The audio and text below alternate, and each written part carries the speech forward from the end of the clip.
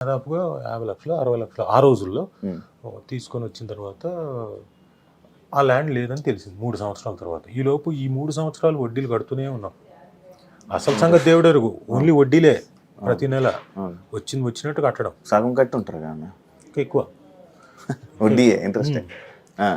అయితే ఇదంతా ఎప్పుడు తెలిసిందంటే 1992 93 ఆ ప్రాంతంలో ఇక లేదు, ఆ ల్యాండ్ బోగస్ ల్యాండ్, మనకు ఎవరైతే పట్టవారి ఉన్నాడో మోసం చేశాడు, అది లేనే లేదు, అదంతా బోగస్ అనేసరికి మొత్తం పోయింది. అయ్యో, డబ్బు పోయింది. ఇంకా మనం వడ్డీలు కట్టాలి, అసలు కట్టాలి, వడ్డీలు కట్టాలి.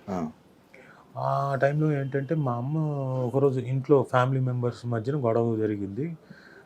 నేను ఎక్కడో ఉన్న ఫోన్ చేసింది, రే జరుగుతాం గొడవ అంటే నేను ఇంటికి వచ్చాను, ఫాదర్ మీదకి ఎవరో మీద రాకపోతే చంపేస్తాను ఒక్కొక్కరిని మాట్లాడాం. అయిపోయిన తర్వాత మా అమ్మ ఎమోషనల్గా ఉండి, ఒరే మీ నాన్న ఇదిగా ఉన్నారా, ఆయన సూసైడ్ కూడా చేసుకుందాం అనుకున్నాడు అంటే నేను